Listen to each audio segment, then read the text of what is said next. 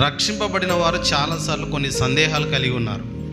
ఏంటంటే, నేను చనిపోతే పరలోకానికి వెళ్తానా వెళ్ళనా, నిజంగా రక్షింపబడ్డానా లేదా, మధ్యలో ఏదైనా నన్ను ఆపుతుందా దేవుని దగ్గరికి వెళ్ళకుండా, నన్ను ఎవ్వరూ నశింపజేయలేరు, నా తండ్రి నిజమైన దేవుడు, నా ప్రభు గొప్ప దేవుడు, ఆయన శిలువ యొక్క త్యాగం గొప్పది, ఆ త్యాగాన్ని నమ్ముకొని ఉన్నాను కాబట్టి నా రక్షణను ఎవరు దొంగిలించలేరు, నేను చనిపోతే పరలోకానికి వెళ్తాననే నిశ్చయత వారికి ఉంది. అలాంటి నిశ్చయత మనకు ఉన్నట్లయితే మనం జీవితంలో అన్ని విషయాల్లో జయకరంగా బ్రతుకుతాం.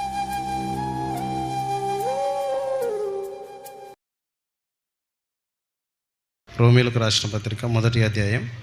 మనం నేర్చుకునబోయే అంశం పేరేంటంటే అష్యూరెన్స్ ఆఫ్ సాల్వేషన్, అంటే రక్షణ యొక్క నిశ్చయత. ఈ అంశం చాలా అవసరమని, ఇది బోధించాలని ఇష్టపడుతున్నాను. ఎందుకంటే రక్షింపబడిన వారు చాలాసార్లు కొన్ని సందేహాలు కలిగి ఉన్నారు. ఏంటంటే, నేను చనిపోతే పరలోకానికి వెళ్తానా వెళ్ళనా, నిజంగా రక్షింపబడ్డానా లేదా, మధ్యలో ఏదైనా నన్ను ఆపుతుందా దేవుని దగ్గరికి వెళ్ళకుండా, ఏ సమస్యనైనా అడ్డుకుంటుందా, ఏ పాపమైనా నన్ను అడ్డుకుంటుందా పరలోకానికి వెళ్ళకుండా, నేను నిజంగా రక్షింపబడ్డానా, రక్షింపబడితే నా జీవితం ఎందుకు ఇట్లుంది, రక్షింపబడితే దేవుడు నన్ను చూస్తుంటే నేను ఎందుకు ఇలా ఉన్నాను అని అనేకమైన సందేహాలు కొన్నిసార్లు దేవుని నమ్ముకున్న వాళ్ళకు కూడా నేను రక్షణ పొందానా లేదా అనేటువంటి నిశ్చయత కొన్నిసార్లు లేకుండా పోతుంది. అందుకే నేను ఈ అంశాన్ని తీసుకున్నాను. అదేంటంటే రక్షణ యొక్క నిశ్చయత. 1858వ సంవత్సరంలో అట్లాంటిక్ మహాసముద్రంలో ఒక ఓడ మునిగిపోయింది. ఆ ఓడలో ఎంతమంది ఉన్నారంటే దగ్గర 542 మంది ఉన్నారు ఆ ఓడలో. ఈ ఓడ ప్రమాదానికి గురైంది, నడి సముద్రంలో ప్రమాదానికి గురైంది. అందరూ కూడా చనిపోతారు కానీ వాళ్ళకు అర్థమైపోయింది. అందులో ఒక 5 మంది స్నేహితులు దేవుని నమ్ముకున్న వాళ్ళు ఉన్నారు. వీళ్ళు ఏమనుకున్నారంటే, చాలామంది ఉండుండొచ్చు దేవుని నమ్ముకున్న వాళ్ళు, కానీ ఒక 5 మంది స్నేహితులలో ఒక స్నేహితుడు బతికినాడు, నలుగురు చనిపోయినారు అందులో. అంటే దగ్గర ఆ పడవలో 542 మందిలో 90 మంది బతికినారు. ఆ 92 మందిలో ఒక వ్యక్తితో మాట్లాడితే ఈ 5 మంది స్నేహితుల మధ్య జరిగినటువంటి సంభవాన్ని అతను తెలియపరిచాడు. ఏమనంటే, ఆ పడవ మునిగిపోతున్నప్పుడు మేమందరం కూడా, స్నేహితులం అందరం కూడా ఇక్కడ ఉన్నాము, దేవుని నమ్ముకున్నారు వాళ్ళు. అయితే కొద్ది నిమిషాల్లో మనం చనిపోతున్నాం, ఇందులో ఏ సందేహం లేదు, మనం చచ్చిపోతున్నాం ఇంకా. అయితే చనిపోయిన వెంటనే మనం పరలోకంలో కలుసుకుందాం సహోదరులారని ఒకరికొకరు మాట్లాడుకున్నారంట. హల్లెలూయా. ఆ సంభవం ఎట్లుందండి? కొద్ది నిమిషాల్లో మనం చచ్చిపోతున్నాం, వెంటనే పరలోకంలో కలుసుకుందాం అంటే వాళ్ళ మనసులో ఎటువంటి నిశ్చయత ఉంది? నేను చనిపోతే పరలోకానికి పోతాను అనే నిశ్చయత వారికి ఉంది. హల్లెలూయా. మనం కూడా మరణం వచ్చినా కూడా, మరణకరమైన పరిస్థితులు, మరణం వచ్చి ఎదురు నిలవన్నా కూడా మనలో ఒక నిశ్చయత ఉండాలి. అదేంటో తెలుసా? నేను చనిపోతే పరలోకానికి వెళ్తాను, దేవుడు నన్ను రక్షించాడు, దేవుని రక్షణలో నేనున్నాను, నన్ను ఎవ్వరూ నశింపజేయలేరు, నా తండ్రి నిజమైన దేవుడు, నా ప్రభు గొప్ప దేవుడు, ఆయన శిలువ యొక్క త్యాగం గొప్పది, ఆ త్యాగాన్ని నమ్ముకొని ఉన్నాను కాబట్టి నా రక్షణను ఎవరు దొంగిలించలేరు, నేను చనిపోతే పరలోకానికి వెళ్తాననే నిశ్చయత వారికి ఉంది.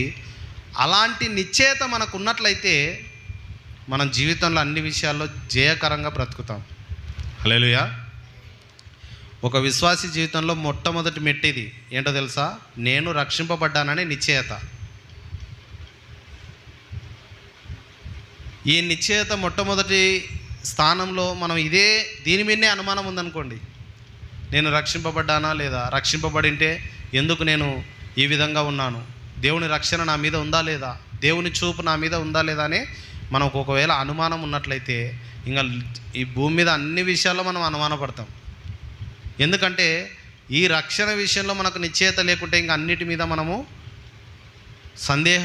సందేహించాల్సిన పరిస్థితి వస్తుంది. అలాగే మనము విజయవంతులుగా జీవించలేము. ఎప్పుడైతే ఈ రక్షణ యొక్క నిశ్చయత మనం మొట్టమొదటిగా మనం నమ్ముతామో, రక్షింపబడ్డామనే ఒక నిశ్చయత మనలో ఉంటుందో, అప్పుడు అన్ని విషయాల్లో మనం జయం పొందిన వారిగా మనం ఉంటామనేటువంటి విషయాన్ని గుర్తు చేసుకోవాలి.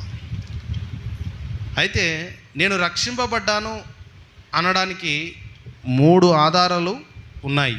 నేను రక్షింపబడ్డాను, దేవుడు నన్ను రక్షించాడు అని తెలియజేసే 3 ఆధారాలు ఉన్నాయి. ఆ 3 ఆధారాలు మీకు తెలియజేస్తాను. 3 వివరించట్లేదు, కానీ ఒక ఆధారం మాత్రమే నేను చెప్పి ప్రార్థన చేస్తాను. 3 ఆధారాలు ఏంటంటే, ఒకటి యేసుక్రీస్తుని గురించినటువంటి సువార్త, రెండవది దేవుని వాగ్దానాలు, మూడవదిగా మార్పు చెందిన మన జీవితం. ఈ 3 విషయాలు మనం రక్షింపబడ్డామని తెలియపరుస్తున్నాయి. నేను రక్షింపబడ్డాను, నాకేం జరిగినా నేను పరలోకానికి వెళ్తాను, బ్రతుకుటైతే క్రీస్తే, చావైతే లాభమే అని పౌలు మాట్లాడుతున్నాడు. అలాంటి నిశ్చయతతో మనం బతకాలని బైబిల్ చెప్తుంది. చూసారా? అలాంటి నిశ్చయతతో మనం బతికినామనుకో, ఈ భూమి మీద మనం ఏ సమస్యనైనా ఎదురొచ్చినా మనం దాన్ని ఎదుర్కొంటాం. దేవుని బిడ్డను, రక్షణ నా జీవితంలో ఉంది, ఒకవేళ ఈ సమస్యతో నాకు ఏం జరిగినా, ఈ వ్యాధితో నాకు ఏం జరిగినా నాకేం భయం లేదు, నేను పరలోకానికి వెళ్ళిపోతాను అని చెప్పి మనలో గొప్ప నిశ్చయత వస్తుంది. దేవుని యొక్క సమకూర్పు మన మనసులో కలుగుతుంది, తృప్తి, ఆనందం మనకు కలుగుతుంది. అయితే మొదటి విషయాన్ని కొద్ది నిమిషాలు గమనిద్దాం శ్రద్ధగా. మొదటి విషయం ఏంటంటే, యేసుక్రీస్తును గురించినటువంటి సువార్తనే మనకు మొదటి ఆధారం. మన ప్రభు అయిన యేసుక్రీస్తును గురించిన సువార్తనే మనం రక్షింపబడ్డాం అని తెలియపరిచే మొట్టమొదటి ఆధారంగా ఉంది. హల్లెలూయా. సువార్త ఎవరికి అవసరం? చాలాసార్లు మనం అంటాం సువార్త యేసుని నమ్ముకొని వాళ్ళకే సువార్త.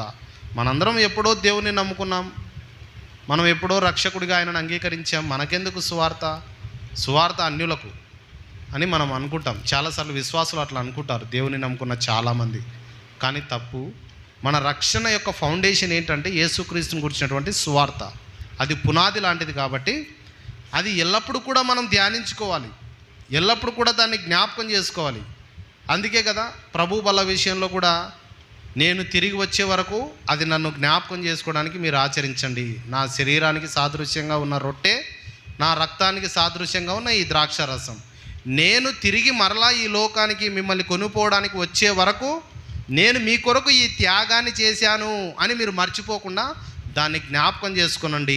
దాంట్లో చేయి వేసేటప్పుడు నా ప్రభు నా కొరకు తన శరీరాన్ని నలగొట్టుకున్నాడు, ద్రాక్షారసంలో పాలు పొందేటప్పుడు నా ప్రభు నా పాపాల కొరకు తన రక్తాన్ని చిందించాడు అని మీరు జ్ఞాపకం చేసుకునండి అని చెప్పి మనకు అది ఉంచాడు. అలాగే యేసుక్రీస్తుని గురించినటువంటి సువార్త కూడా మనందరికీ అవసరం. అదే మనకి ఆధారం, రక్షింపబడ్డామని తెలియజేయడానికి మొట్టమొదటి ఆధారంగా ఉంది. ఇది మనం ఆలోచన చేసినట్లయితే, మన పూర్వపు స్థితిని ఒకసారి ఆలోచన చేస్తే, యేసుని నమ్ముకోకముందు మన జీవితం ఎట్లుంది, యేసుని నమ్ముకున్న తర్వాత మన జీవితం ఎట్లుంది, ఇది ఒకసారి ఆలోచన చేద్దాం. దేవుని నమ్ముకోకముందు మనం ఎట్లున్నాం, దేవుని నమ్ముకున్న తర్వాత ఈరోజు ఎట్లున్నాం అనేటువంటి విషయమే మనలో గొప్ప నిశ్చయతను కలుగజేస్తుంది. దేవుని నమ్ముకోకముందు ఎట్లున్నామండి? లోకంలో ఉన్నాం. ఈరోజు దేవుని నమ్ముకోలేదనుకోండి, ఎక్కడుండే వాళ్ళం? లోకంలో ఉండేవాళ్ళం. ఆయన లేని పరిస్థితిని గుర్తు చేసుకోనండి, రక్షణ లేని పరిస్థితిని గుర్తు చేసుకోనండి. దేవుని మహాకృప రక్షింపబడ్డాం కాబట్టి ఆదివారం రావంగానే బైబిల్ చేత పట్టుకొని ఇల్లు ఊడ్చుకొని చర్చికి వస్తున్నాం. ఎందుకు? దేవుని మహాకృప మనల్ని రక్షించింది కాబట్టి ఆ దేవుని దగ్గర మనం ఉన్నాం. ఆ రక్షణకు మునుపు మనం ఎట్లుండే వాళ్ళం? ఒకవేళ నేను దేవుని సువార్త వినకుండా, యేసు ప్రభు మాటలు వినకుండా, ఆ రక్షణ యొక్క భాగ్యం నేను పొందుకోకుండా లోకంలో అట్లే ఉండింటే నా జీవితం ఏమైపోవో ఈరోజు. ఇటువంటి జీవితాన్ని ముందు మనం ఆలోచన చేస్తే, ఒకవేళ దేవుడు రక్షించకపోయింటే లోకంలో ఏమైపోయే వాళ్ళమో. కానీ దేవుడు రక్షించిన తర్వాత మన జీవితము ఆశీర్వాదకరంగా మారుతూ వచ్చింది. అందుకే మనము ఈరోజు ఈ విధంగా కొంచెం ఆనందంగా, ఆహ్లాదకరంగా దేవుని యొక్క మేలులను పొందుకున్న బిడ్డలుగా మనం ఉన్నాం. అప్పుడు ప్రియ దేవుని బిడ్డలారా, యేసు లేని స్థితి, రక్షణ లేని స్థితి అంటే యేసు లేని స్థితి జీరోగా ఉన్నది. యేసు లేని స్థితి ఎట్లుందంటే శూన్యంగా ఉంది అనేటువంటిదే మనకు గుర్తు చేస్తుంది. కాబట్టి యేసుక్రీస్తుని గురించినటువంటి సువార్త ఒకసారి మనం కొద్ది నిమిషాలు విందామా? యేసుక్రీస్తుని గురించినటువంటి సువార్తను మనం ఒకసారి విందాం. యోహాను సువార్త 1వ అధ్యాయం 1వ వచనం.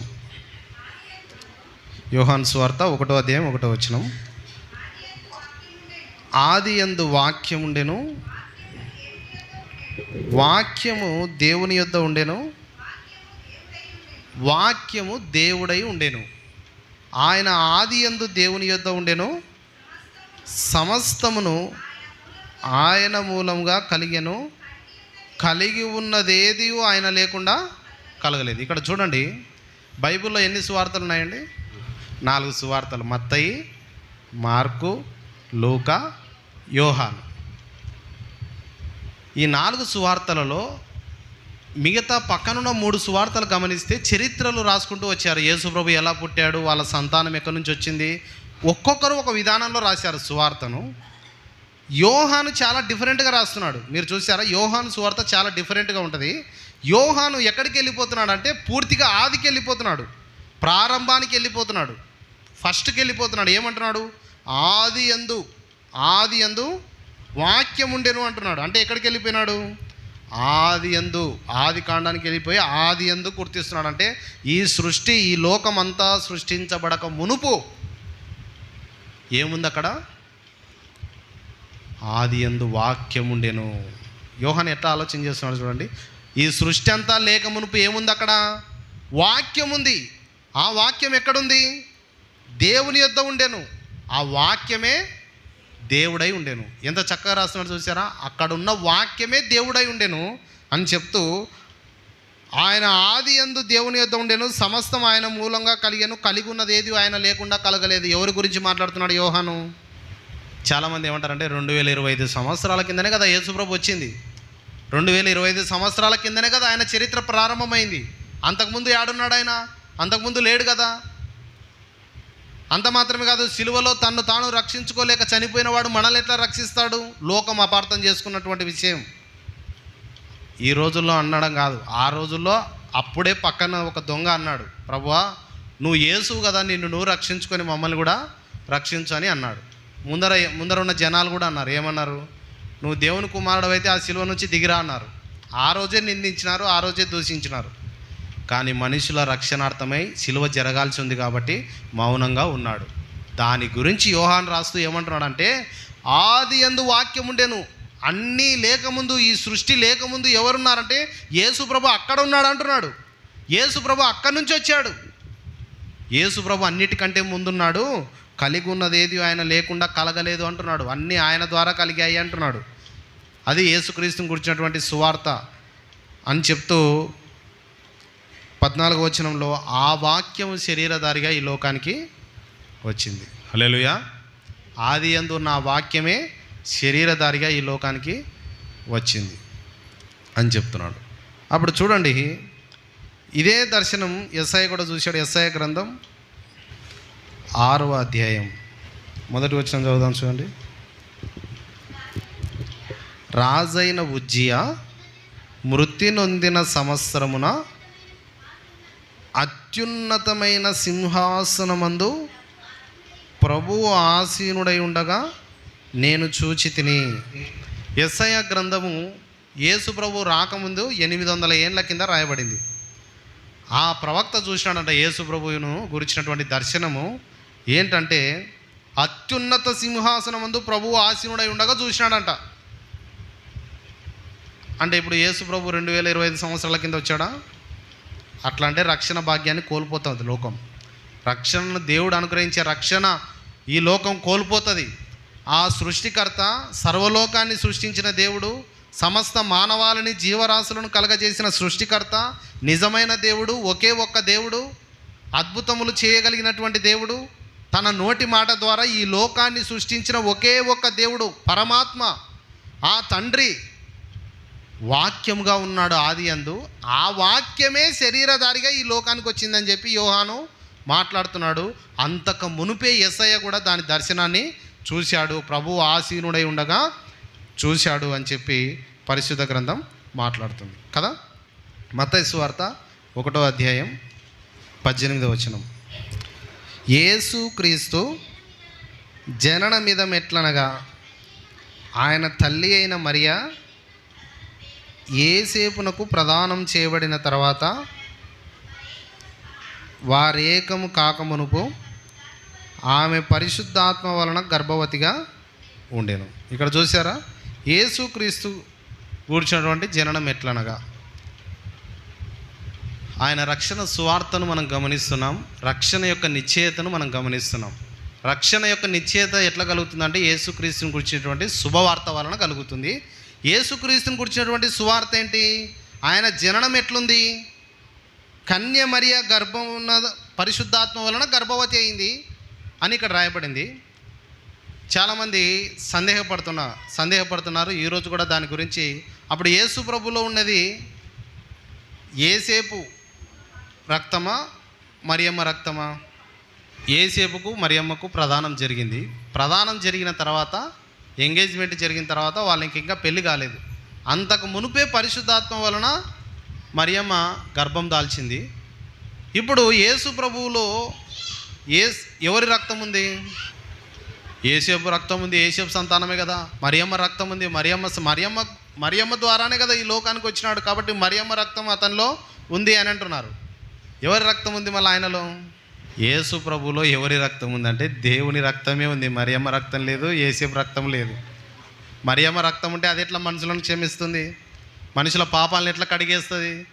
దేవుడు పరిశుద్ధాత్మ వలన ఆమె గర్భవతి అయినంటే దేవుని యొక్క వాక్యం ఆది అందు అన్నిటినీ సృష్టించిన ఆ దేవుడు ఈ లోకానికి ఎట్లా వస్తున్నాడు?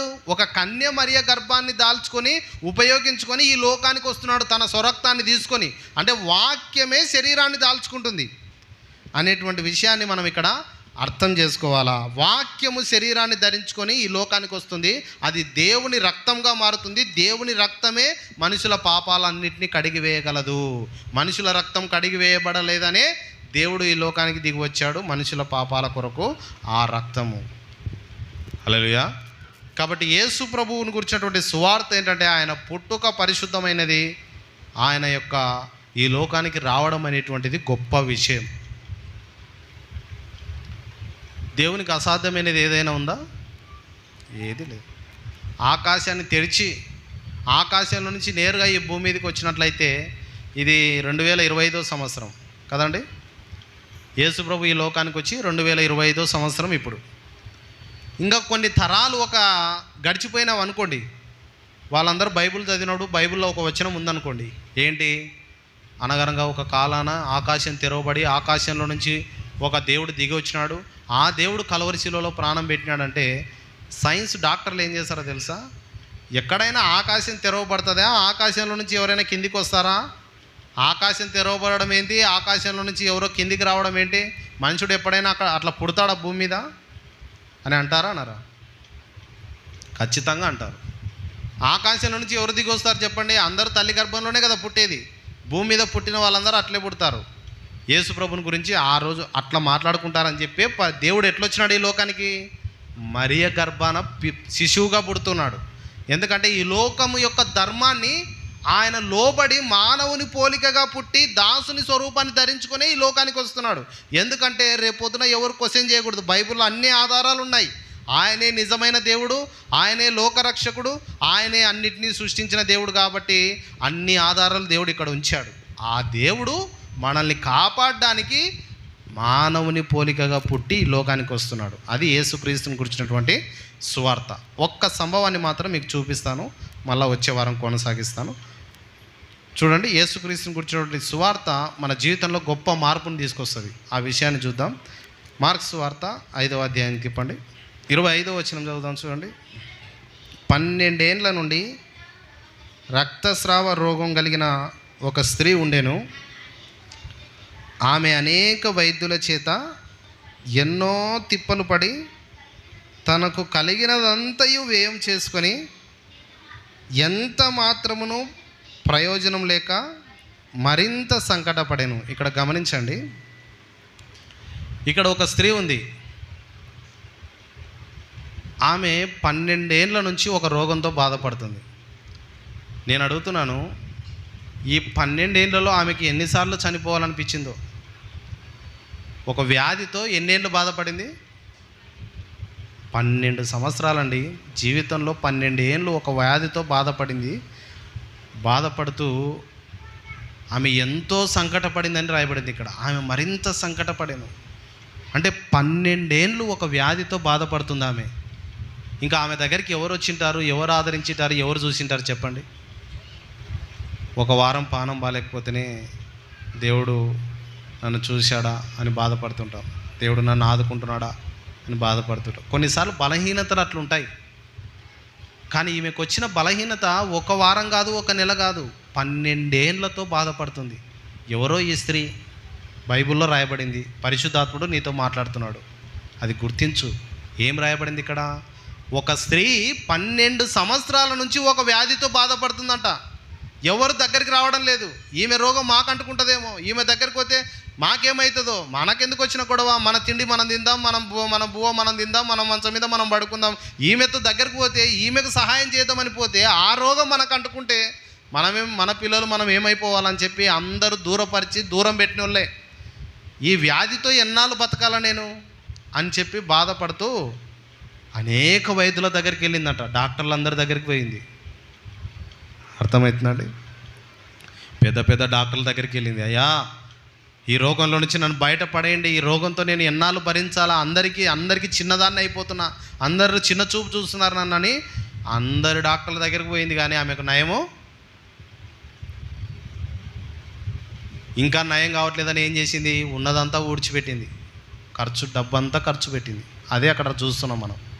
అనేక వైద్యుల దగ్గరికి వెళ్ళి ఉన్నదంతా వ్యయం చేసుకొని నయం కాక మరింత సంకటపడాను, మరింత బాధపడుతుంది. డబ్బులు ఖర్చు పెట్టినా స్వస్థత రావడంలే, పెద్ద పెద్ద డాక్టర్ల దగ్గరికి వెళ్ళినా నయం కావడంలే. నా బతుకు ఎవరు మారుస్తారు, నా బతుకును ఎవరు సరి చేస్తారు, నన్ను చూసే దిక్కే లేదా, నన్ను ఆదరించే వారు ఎవరు లేరా, నా బతుకు ఎందుకు ఇట్లా మారిపోయిందని చెప్పి మరింత సంకటపడింది. ఇంట్లో కూర్చొని బాధపడుతుంది, మరింత సంకటపడింది, మరింత బాధపడింది, మరింత కృంగిపోయింది. ఆమె జీవితంలో టర్నింగ్ పాయింట్ ఏంటంటే, యేసుని గురించి వినుట వలన ఆమె జీవితంలో టర్నింగ్ పాయింట్ ఏర్పడింది. ఆమె 12 ఏళ్ళు బాధపడింది. ఎవరో ఆ స్త్రీ తెలియదు, ఎవరైనా కావచ్చు, అన్యురాలు కావచ్చు, ఎవరైనా కావచ్చు. సువార్త అందరినీ పిలుస్తుంది. పిలుస్తూ ఏమంటున్నాడు ఇక్కడ? ఆమె యేసుని గురించి విని,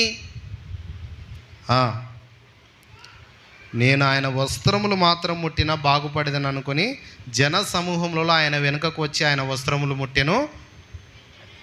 వెంటనే ఆమె రక్తధార కట్టెను గనక తన శరీరంలోని ఆ బాధ నివారణ అయినదని గ్రహించుకున్నాను. ఇంతకాలం ఎవరు మార్పు తీసుకురాలే, యేసుప్రభు ఒక్కడే ఆమె జీవితాన్ని మార్చేసినాడు. హల్లెలూయా. ఇందాక పాట పాడినాం కదా, ఆరాధనలో ఒక పాట, ఏదైనా చేయగలవు, కథ మొత్తం కూడా తిరిగి మార్చగలవు. మూలకు తలరాయి అయిందంట. ఇది నిషేధించబడిన రాయి. ఇది ఎందుకు పనికిరాదని గౌండ రాయిని పాడేస్తాడంట. పాడేసి అది లాస్ట్కి ఇంటి మీద మూలకు పెట్టడానికి అదే పనికి వచ్చిందంట. హల్లెలూయా. మూల నిలబడాలంటే ఆ పాడేసిన రాయే ఉపయోగపడింది, మూలకు తలరాయి. దేవుడు ఏం చేస్తాడో తెలుసా? మనల్ని అందరినీ ఇసిరి పాడేసిన, మనల్ని దూషించిన, నిందించిన, మనల్ని దూరం పెట్టిన దేవుడు ఏం చేస్తాడంటే అది లాస్ట్కు మరలా మూలకు తలరాయిగా నిన్నే చేస్తాడు. అది దేవుని యొక్క వాక్యాన్ని గుర్తు చేస్తుంది. అప్పుడు 12 ఏళ్ళు బాధపడిన ఈ స్త్రీ జీవితంలో మార్పు ఎప్పుడు జరిగిందంటే, యేసుక్రీస్తును చూసినటువంటి సువార్త, ఆ సువార్త విన్న వెంటనే ఆమె జీవితంలో మలుపు ప్రారంభమైంది. వెంటనే ఆమె రక్తధార కట్టింది అని ఆమె గ్రహించుకొని వెళ్ళింది. గ్రహించుకొని అక్కడ ఉంటే 30వ వచనం చదువుదాం చూడండి. వెంటనే యేసు తనలో నుండి ప్రభావము బయలు వెళ్ళనని తనలో తాను గ్రహించి జన సమూహం వైపు తిరిగి, నా వస్త్రములు ముట్టినదెవరని అడగగా, ఆయన శిష్యులు, జన సమూహము నీ మీద పడుచుండుట చూచుచున్నావే, నన్ను ముట్టినదెవడని అడుగుచున్నావా అనిరి. ఇంతమంది జనాలు నీ చుట్టూ ఉన్నారు, మీద పడుతున్నారు, కానీ ఎవరో నన్ను ముట్టినారని ఎట్లా అడుగుతావు ప్రభా? ఇది ఏమైనా బాగుందా? ఇంతమంది జనాలు మీద పడుతున్నారు నిన్ను చూసి, కానీ ఎవరో ముట్టినారని అంటున్నావే, ఇది ఎట్లా తెలుస్తుంది అని చెప్పి కావాలని ఆయన నిలబెట్టినాడు. అక్కడ నిలబెడితే 32వ వచనం చూడండి. ఆ కార్యము చేసిన ఆమెను కనుగొనవలెనని ఆయన చుట్టూ చూశాడు. ఆయన ముట్టింది అని ఆయనకు తెలుసు. తెలిసి ఏం చేశాడు? చుట్టూ చూస్తున్నాడు, ఎవరో నన్ను ముట్టినారని. అప్పుడు ఆ స్త్రీ తనకు జరిగినది ఎరిగి భయపడి వణుకుచూ వచ్చి ఆయన ఎదుట సాగిలపడి తన సంగతి అంతా కూడా ఆయనతో చెప్పింది. హల్లెలూయా. ఏం సంగతి? 12 ఏళ్ళ నుంచి ఇలా వ్యాధితో బాధపడ్డాను, అన్నీ నాశనం చేసుకున్నాను, నా సొమ్మంతా అయిపోయింది, అనేక మంది డాక్టర్లు అందరూ నన్ను బాగు చేయలేకపోయినారు. యేసయ్యా, ఈ జనాలలోకి వచ్చి నిన్ను ముడదామంటే అందరూ నన్ను దూరము పెడతారేమో, ఎవరు దగ్గరికి రానియరేమని తెలియకుండా వచ్చి వెనక నుంచి నీ వస్త్రాలు ముట్టిన వెంటనే నా వ్యాధి నయమైంది ప్రభువా అని చెప్పి అందరి ముందర చెప్పింది. హల్లెలూయా. నేనేమంటున్నానంటే, ఆమె వస్త్రాలు ముట్టింది కదా, ముట్టిన వెంటనే స్వస్థత వచ్చింది కదా, స్వస్థత వచ్చిన వెంటనే ఇంటికి వెళ్ళిపోవచ్చు కదా. ప్రభు ఏమన్నాడు కానీ ఇంటికి వెళ్ళిపోవచ్చు కదా. కానీ అక్కడనే ఉంది. ప్రభు ఎవరో నన్ను ముట్టినారంటే ముందరకు వచ్చి నిలబడి ప్రభువుకు అంతా చెప్పింది. ఆ చెప్పేటప్పుడు ఎవరు వింటారో చెప్పండి? చుట్టూ జనాలు ఉన్నారు కదా, గుంపులు. ఆ గుంపుల జనాలు ఎవరంటే ఈమెను నిందించి దూరం పెట్టిన వాళ్ళు. హల్లెలూయా.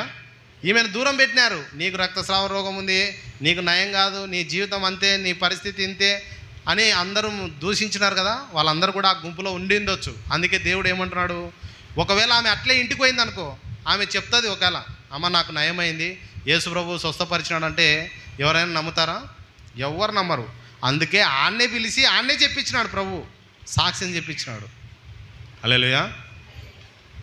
సాక్ష్యం చెప్పించినాడు, అందరి ముందర సాక్ష్యం చెప్పించినాడు. ప్రభువా నాకు ఇట్లా జరిగింది, నా రోగం నయమైపోయిందని అక్కడ అందరికి తెలిసేటట్లు అక్కడనే సాక్ష్యం చెప్పించినాడు. చెప్పించిన తర్వాత, కుమారి నీ విశ్వాసమే నిన్ను బాగు చేసింది, నీ విశ్వాసమే నిన్ను స్వస్థపరిచింది అని అంటున్నాడు. ఇంత గొప్ప భాగ్యం చూడండి. ఈరోజు సాక్ష్యం చెప్పమంటే మనం సిగ్గుపడతాం. ఎవరైనా చెప్తుంటే ఈమెకు బల మేలు చేస్తానులే దేవుడు, ఊకే చెప్పనీకి ఊకే సాక్ష్యం చెప్తుంది అంటే సాక్ష్యం చెప్పనీకి నీకెందుకు? ఆమె ప్రార్థన చేసుకునింది, ప్రభువా ఈ విషయంలో నాకు సహాయం చేయి, నీ కృతజ్ఞతగా సాక్ష్యం చెప్పుకుంటానని ఆమె అనుకునింది. చిన్నదో పెద్దదో ఆమెకు దేవుడు సహాయం చేసినాడు, అది అందరికీ పంచుకుంటుంది. నీకెందుకు బాధ?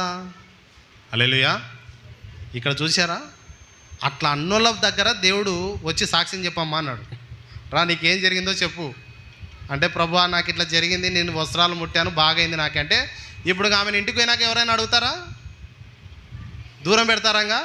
దూరం పెట్టరు. ఎందుకంటే దేవుడు ఆన్నే పైకి ఎత్తినాడు. హల్లెలూయా. ఆన్నే అందరి ముందరనే పైకెత్తి నిలబెట్టినాడు ఆమె జీవితాన్ని. ఇంకా ఇంటికి పోతే ఎవరు దూరం పెట్టరు, అందరూ పలకరిస్తారు. ఇంకా అదే దేవుడు సాక్ష్యం చెప్పమంటున్నాడు. వచ్చి సాక్ష్యం చెప్పు, నిలబడు, ఏం మేలు చేశాడో చెప్పు, ఏం కృతజ్ఞతగా ఉన్నావో చెప్పు. దేవుడు మేలు చేసింటే దేవునికి ఏం కృతజ్ఞతగా నువ్వు చేసావో అవి పంచుకో అని అంటున్నాడు. అప్పుడు చూడండి, అప్పుడు దేవుడు ఆమెను కనపరిచాడు. అందుకే పౌలు ఈ మాటను గురించి ఏమంటున్నాడో తెలుసా? రోమపత్రిక 1వ అధ్యాయం మొదట చదివిన అదే మాటను చదివి ప్రార్థన చేసుకుందాం. చూడండి, 1వ అధ్యాయం 16వ వచనం. సువార్తను గూర్చి నేను సిగ్గుపడువాడను కాను. పౌలు ఏమంటున్నాడు అండి? సువార్తను గురించి నేను సిగ్గుపడువాడను. ఎందుకో తెలుసా?